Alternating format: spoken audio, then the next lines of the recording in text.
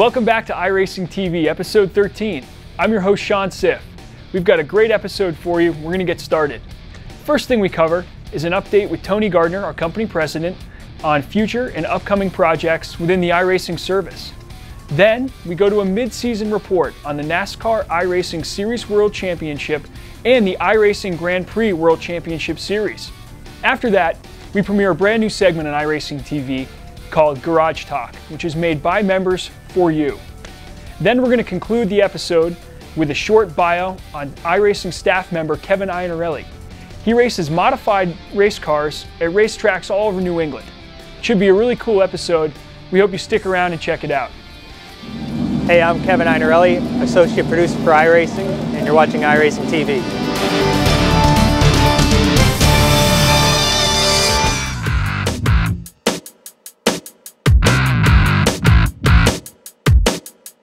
Hi, this is Tony Gardner, president of iRacing.com.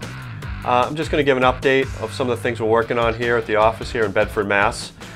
We just announced Bathurst last week, as most of our members know, so we're really excited about that. It's a fantastic track, and we're already trying to schedule the scan and get going on that. That's going to be a big project, but we're excited to jump into that. Why don't I shift over to England, as we're trying to expand worldwide, and that's been a focus lately. We recently announced that we signed Donington, which we already have 3 British tracks already. We have Silverstone, Oulton Park, and Brands Hatch. So with Donington that makes 4, and we've already scheduled the scan for Donington. But I'm not done. We figured we'd keep on rolling, and we just signed Thruxton, Mallory Park, Croft Circuit, and Snetterton. So that'll make 8 tracks in England. And along with that, we just signed the Honda Civic British Touring Car. So we're going to have quite the virtual British Touring Car series coming up here in the future. So we're very excited about that.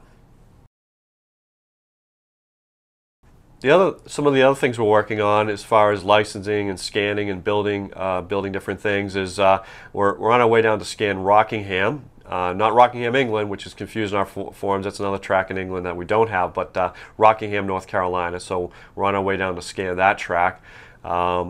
Speaking of ovals, we're also working on redoing our modified cars.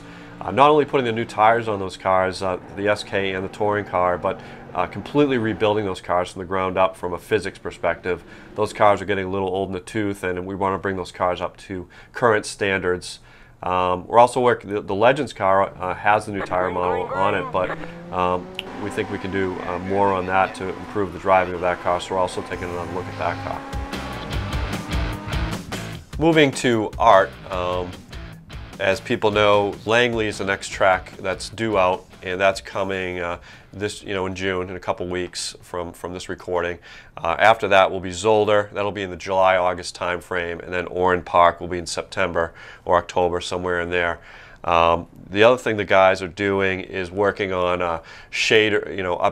We released a new shaders last build, and we did that on Twin Ring and New Smyrna. So we're trying to work on another handful of tracks for this build to add the shaders to existing tracks. The list right now is Indy, Iowa, Spa, Thompson Speedway, and Watkins. There could be more than that. Hopefully those will get done, and we'll keep plugging away at that. The other thing the art guys are doing is working on flaggers, animated flaggers. We're starting with the start-finish line flagger. They're also trying to, exploring course flaggers and things like that. So hopefully they'll get on a roll in that too, and get more than the start-finish line flagger done.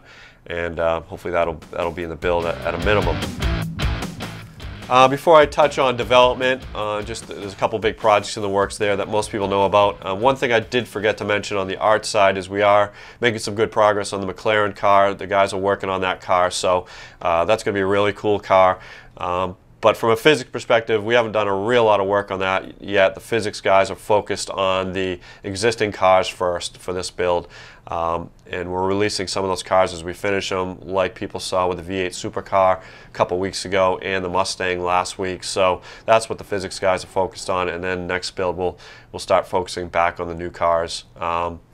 So the other 2 big development projects, there's a lot of little projects, but a couple of the big things that people know about is the League project. We were hoping to release that mid-season, but it's looking like it's getting towards we'll be releasing it towards the end of the season. So at that point, I think we're just going to end up putting it in the build. The good news with that is we've added some, with that extra time, we've been able to work and add in some additional functionality to that project. And it is in testing now, and we're working through the bugs. So we're very excited about that. The other big project is obviously the driver swap team project.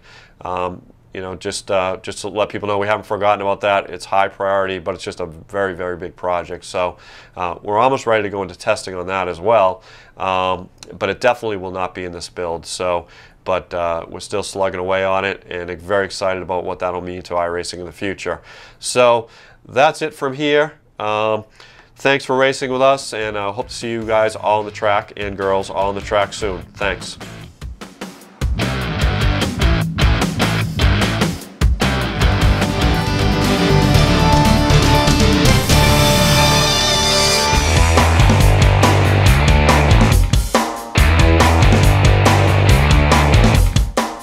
Up next, we have a look at the 2 online world championships that are run here at iRacing.com.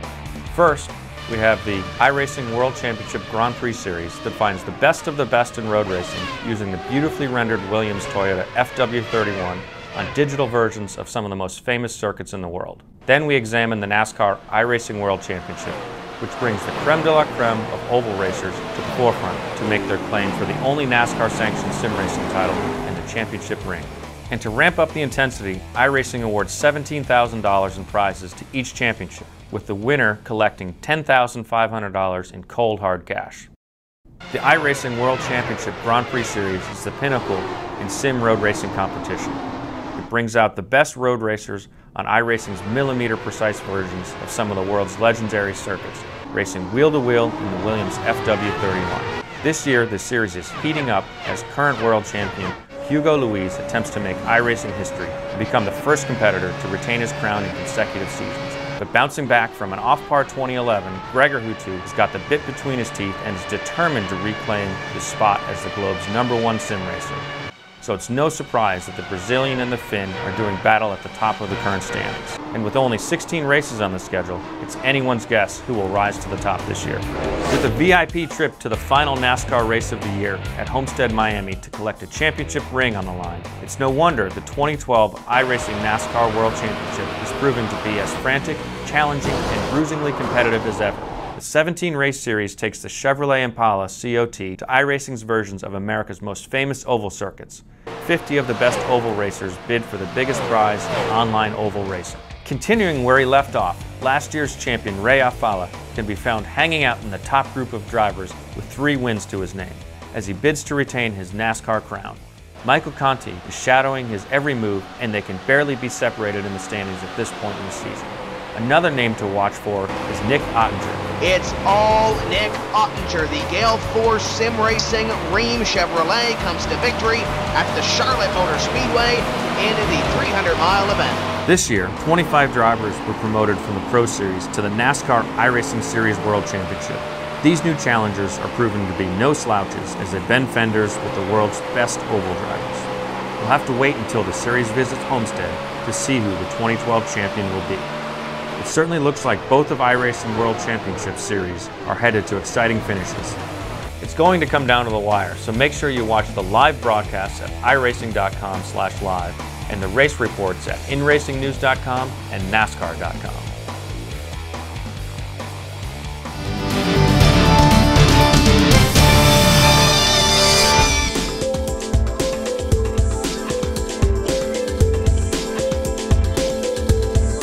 Hi, this is Jason Loafing, and many of you probably know me as the winner of the first Landon Castle Qualifying Challenge, or the writer of the NASCAR iRacing Series World Championship articles that appear on InRacingNews.com and NASCAR.com. It is my pleasure to introduce a new segment to iRacing TV called Garage Talk. These segments will allow me to share some of my garage and setup knowledge with you, including how I go about building my setups and the basics of creating a setup of your own. Since this is the first episode of Garage Talk, I'm going to go over some basic fundamentals on building a setup that can be applied to any car in the service, both oval and road courses. Further episodes will get into more detail about specific things in the setup or the theory behind making a setup work in a particular way. If this is your first time building a setup, get into a car that has fewer setup options such as the Legend car for ovals or the Skip Barber car for road courses. Building a setup in these cars is more about driver feel and preference instead of just finding a combination of settings that will get you around the track the fastest. And if possible, start at a track that you already know so you're not trying to learn the line and make a setup at the same time. Once you've decided on the car and track you'll be driving, get comfortable with a baseline setup, even if it's just the iRacing setup that comes default with the car. This is important because it'll allow you to become consistent even if it's a second or so off the pace, and it'll allow you to feel what the car is doing, which is important because if you start making changes and you haven't done enough laps, you could be adjusting yourself right out of the box and hurting yourself instead of helping. For example, when I'm building a race setup, I normally try to do 5 or 6 laps with my baseline to really get an idea of what the car is doing. After you've run some consistent laps and have a good handle on what the car needs, then you can dive into the garage area and start making changes. Now the important thing is change only one thing at a time. This goes for both road and oval.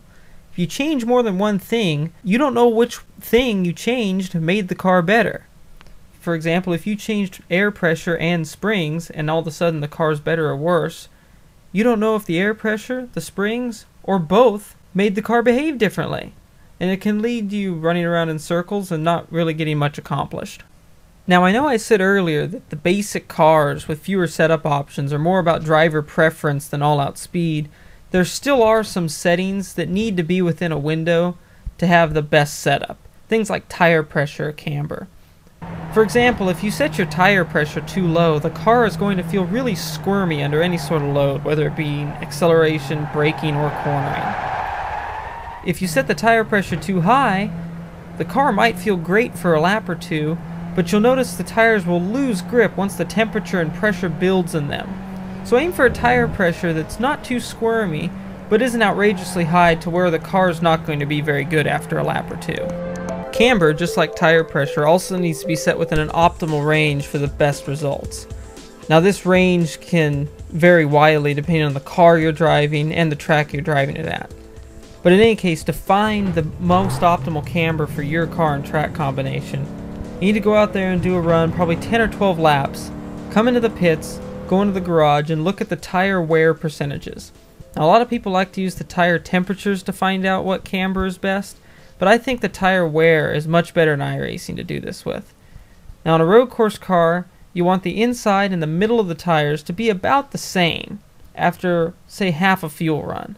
This will give you a good balance throughout the whole run. On an oval, the only one I really look at is the right front tire, and again you'll want the inside and the middle wear to be about the same after half a fuel run. A percent or two difference is fine. When looking at your tire wear readings, if you notice that the inside of the tire is wearing a lot more than the middle, you're going to want to take some negative camber out of the car. This might hurt turn in a little bit, but it will help the car last better throughout a run. And the opposite is also true. If the middle is wearing a lot more than the inside edge, you're going to be able to put more negative camber into the car, which will help it turn better, and it'll still last over the long run because the wear percentages will now be more or less equal. Now be careful with making too big of a camber adjustment. A lot of the cars on iRacing are very sensitive to camber adjustments, and even a half a degree of camber in or out is going to make a huge difference in the wear percentages. Many of the other settings in the garage, such as springs, shocks, or anti-roll bars, can be adjusted to fit your driving style. Many combinations of these settings will work. They'll all run the same speed, they'll just feel a little different. So play with these until you find something that fits your driving style. If you are having difficulty feeling what a change is doing to your car, don't be afraid to take a big swing at that adjustment. This might sound a little crazy, but thankfully in iRacing you don't have to pay a repair bill if you fly off the track or crash into a wall. Sometimes going to the extreme of an adjustment can really make you feel what that adjustment does to the car, even if it doesn't drive very good. Then you can back it down a little bit, or maybe the extreme does work and you find some more speed. In any case, only do this in test sessions and practice sessions, as you don't want to go into a race or a qualifying session and ruin somebody else's run with a setup that hasn't been tested thoroughly. When building your own setups, it's important to come up with some sort of formula that can cut down time on changing things around, and it'll make you have more time on the track instead of in the garage. For me, I always try to focus on the end of the car that's giving me trouble. For example, if I have an understeer or tight condition, I want to work on the front of the car instead of messing with the rear end. Yeah, you might be able to fix it with the rear end, but that might be taking away grip from the rear instead of adding it to the front, which will result in a slower lap time overall, and you don't want that. So make your first change on the end of the car that's giving you trouble, and if that doesn't work, undo it and try a change on the other end and see if that works any better. Also, if you're a driver or someone who has a vast knowledge about setting up a car in real life, it is important to make sure you don't limit yourself to what works on a real car. While real-life knowledge can often be an excellent tool to understand what an adjustment will do in iRacing, it shouldn't put a limit on your creativity when building a setup in the sim. Sometimes adjustments work within the sim that you wouldn't expect to work on a physical car.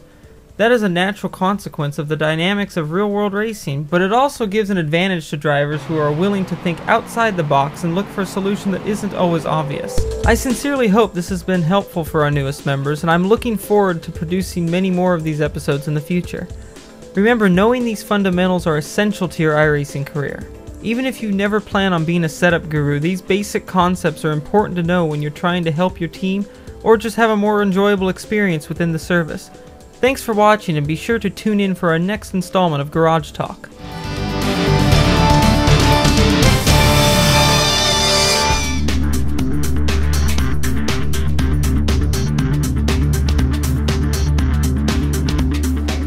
I'm Kevin Iannarelli, and I work for iRacing as the associate producer.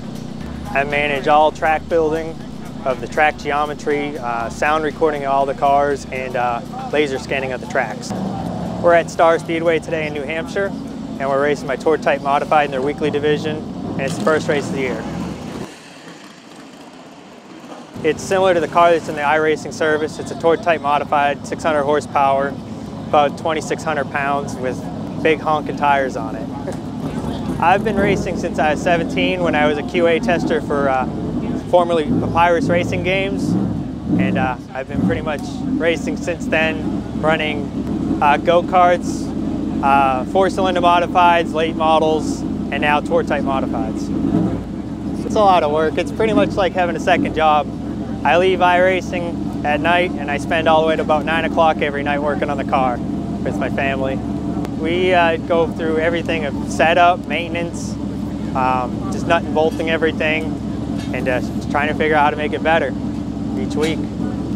My parents come, my mother pretty much cooks for everybody. My father does kind of mechanic work. My brother helps with getting tires done and all that good stuff, and I have some friends that show up in a little spot and help get the car through tech and everything. I met Dale Jr. racing back in the Papyrus days in NASCAR 2003, and I eventually ended up going down and working for him after Papyrus shut down. At first, just general maintenance to keeping up with all his hobby stuff, all his go-karts and everything, and then they started running late models and stuff and Hooters Pro Cup, and I started helping out on that stuff down there. But it was nowhere near what it is today of a Busch team and all that. I've still maintained that friendship. When iRacing started up, I came back to work in the sim business, and now it's kind of taken off and getting to race these instead.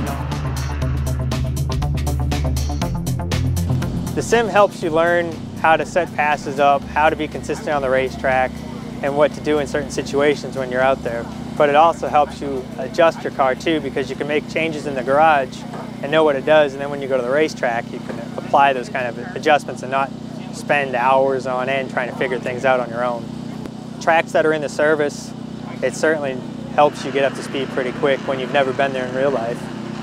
You just go there and you already know the race line, it's down and everything else. You just got to worry about being fast at that point, of getting the car to handle. I've been running the Tour Type Modifieds for 4 years, and it's been rough, but it's also been rewarding a few times. We've just got a couple poles and everything, just trying to get that first win knocked down. Our normal season consists of about 14 to 16 races. I've done tour racing in the past couple of years where you race like Thompson Speedway, Stafford Motor Speedway, and Oxford. And but this year we're kind of, since I got married and everything else and bought a home over the year, we're just going to focus at racing locally at Star Speedway for the year. I do it for the fun and just competitive. I hate I just hate losing, and I just want to, I'll keep doing it until I succeed. That's awesome. That's awesome.